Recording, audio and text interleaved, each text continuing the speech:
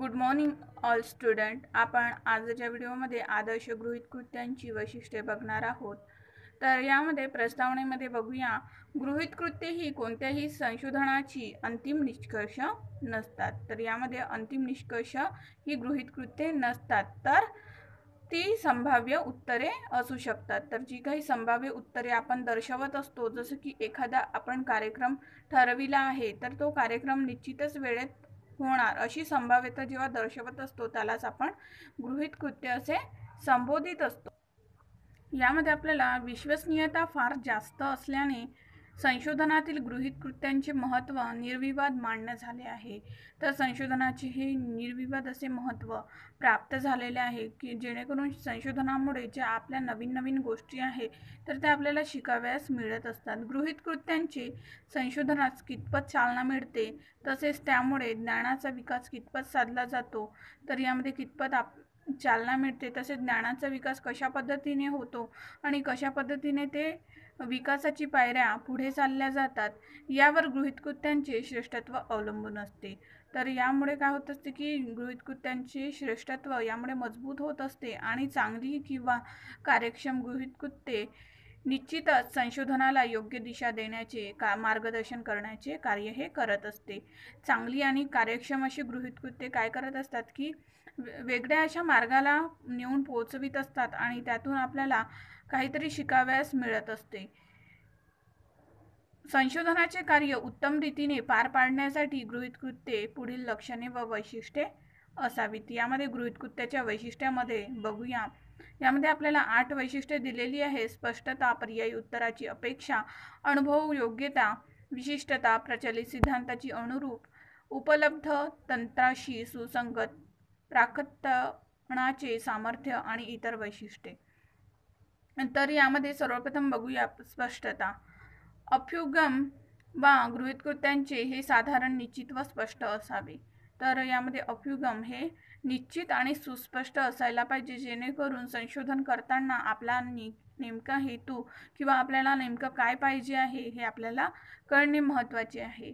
प्रत्येक शब्द किंवा विधान स्पष्ट अर्थबोध होणारे असावे. प्रत्येक विधान किंवा वाक्य हे स्पष्ट अर्थबोध होणारे, म्हणजेच जेणेकरून त्यामध्ये क्लिष्टता नसावी आणि लवकर स्पष्टरित्या माहीत पडावे. त्यावर सर्व संज्ञा संकल्पना स्पष्ट असाव्या.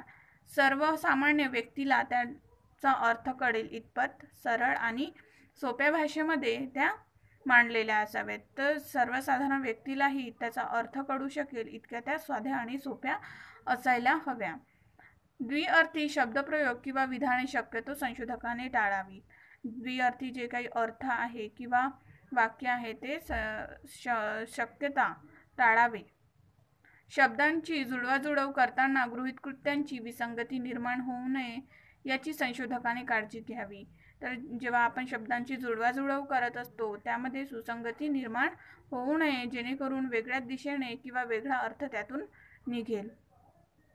गृहीत कृत्याच्या शब्दयोजनेची सुसंगती असणे आवश्यक आहे. तर शब्दामध्ये सुसंगती असणे फारही आवश्यक आहे. त्याशिवाय विधानांचा निश्चित असा अर्थ कळणार नाही.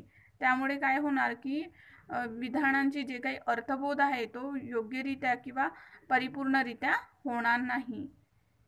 त्याशिवाय विधानांचा निश्चित अर्थ कळणार नाही, तेव्हा गृहीत कृत्यांचे शब्दयोजनेचे संशोधनाला विशेष दक्षता बाळगावी लागते.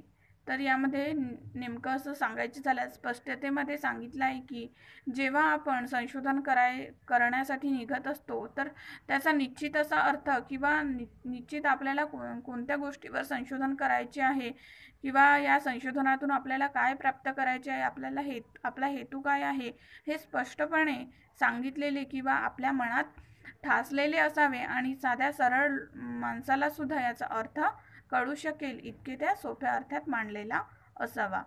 त्यानंतर आहे पर्यायी उत्तराची अपेक्षा. श्रेष्ठ किंवा चांगल्या गृहीत कृत्यांचे हे एक महत्त्वाचे वैशिष्ट्य आहे. श्रेष्ठ किंवा चांगल्या गृहीत कृत्यांचे हे एक महत्त्वपूर्ण असे वैशिष्ट्य सांगितलेले आहे. तर यामध्ये काय म्हटले आहे की गृहीत कृत्ये कोणत्याही समस्येवरील अंतिम उत्तर नसते वा अंतिम निष्कर्षही नसतो. तर यामध्ये अंतिमता नसते, उत्तरावरही नसते आणि निष्कर्षावरही नसते. गृहीत कृत्ये ही संशोधनाला गती देण्याचे कार्य साधता असते. तर संशोधनाला गती देण्याचे कार्य यातून होत असते. संशोधनाच्या समाप्तीपूर्वी संशोधन विषयाच्या संबंधित समस्येची प्रश्नांची संभाव्य उत्तरे त्यात समाविष्ट असतात. जसं की जेव्हा आपण संशोधन कार्य करत असतो तर त्या संशोधनाची जी काही संभाव्य उत्तरे येणार आहेत तर ती त्या गृहीत कृत्यातून आपल्याला प्राप्त होत असते. अर्थात ती सर्वच खरीच असतील असे नव्हे, तर ती खरी किंवा खोटीही असू शकतात. तर यामध्ये खरीच असणार ती गृहीत कृत्ये, तर याची संभावना कमी आहे. ती खरी किंवा खोटीही असू शकतात. मात्र गृहीत कृत्यांचे संबंधित प्रश्नांचे समाधानकारक उत्तर असावे अशी अपेक्षा असते. तर यामध्ये एक अपेक्षा गृहीत कृत्याकडून असते की त्यामध्ये संभाव्य अशी उत्तरे त्यातून प्राप्त व्हायला हवी. गृहीत कृत्य हे एखाद्या समस्येचे सूचक पर्यायी उत्तर असावे, तेव्हाच त्यांची विश्वसनीयता मान्य होत असते. तर गृहीत कृत्य ही एखाद्या समस्येचे सूचक असावे जेणेकरून त्यामध्ये इतकी विश्वसनीयता प्राप्त होत असते. त्यानंतर आहे अनुभव योग्यता. तर यामध्ये सांगितले आहे गृहीत कृत्ये ही अनुभवाद्वारे त्याची प्रचिती घेता येईल. तर अनुभवाद्वारेच व्यक्ती हा शिकत जात असतो. त्याच पद्धतीने गृहीत कृत्ये ही अनुभवाद्वारे त्याची प्रचिती ही येईल अशीच असावयास हवी, किंवा त्याआधी काढलेल्या निष्कर्षाची प्रचिती घेता यावी. तर त्याआधी जे काही निष्कर्ष निघालेले आहे त्याची सुद्धा प्रचिती त्या गृहीत कृत्याद्वारे करण्यात यावी. गृहीत कृत्ये ही निरीक्षणक्षम तथ्याच्या आधारे काढलेली असावी जेणेकरून त्यात अनुभव प्रामाण्य सिद्ध करता येऊ शकेल. तर त्यामधून अनुभव प्रामाण्यता सिद्ध होऊ शकेल. शास्त्रीय पद्धतीच्या आधारे गृहीत कृत्यांची निर्मिती होत असते. शास्त्रीय पद्धतीने या गृहीत कृत्याची निर्मिती होत असताना दिसून येते. तसेच सार्वजनिक स्वरूपाचा असावा. तर अनुभव हा सुद्धा सार्वजनिक स्वरूपाचा असणे फार महत्त्वाचे आहे. गृहीत कृत्ये ही एक जर अनुभवजन्य नसतील तर त्याचे परीक्षण वा पडताळणी अशक्य होऊन त्याचा सत्यता प्रतिपादन करणे संशोधकास अडचणीचे ठरू शकेल. तर त्यामध्ये अनुभवजन्यता फार आवश्यक आहे. जर तो गृहीत कृत्ये तयार करीत असेल किंवा मांडत असेल तर त्यामध्ये अनुभवानुसार त्यामध्ये प्रचिती असावी जेणेकरून त्यामध्ये वस्तुनिष्ठता निर्माण होईल आणि सत्यतेकडे तो त्याचे संशोधन हे केले जाईल. गृहीत कृत्ये ही जर अनुभवजन्य नसतील तर त्याचे परीक्षण वा पडताळणी अशक्य होऊन त्याचे अनुभव सिद्ध असल्यास सिद्धांत प्रतिपादनाचे संशोधकाचे कार्यही सुकर होऊ शकेल. तर गृहीत कृत्ये ही अनुभव सिद्ध असल्यास त्याचे जे संशोधनाचे कार्य आहे तर ते अधिक सुकर होईल आणि लवकरात लवकर त्याच्या संशोधनास गतीही प्राप्त होईल. अशा पद्धतीने आपण गृहीत कृत्याच्या वैशिष्ट्यामध्ये प्रस्तावना आणि 3 वैशिष्ट्ये बघितलेली आहे. उर्वरित जी वैशिष्ट्ये आहेत ती पुढच्या व्हिडिओला बघूया. थँक्यू.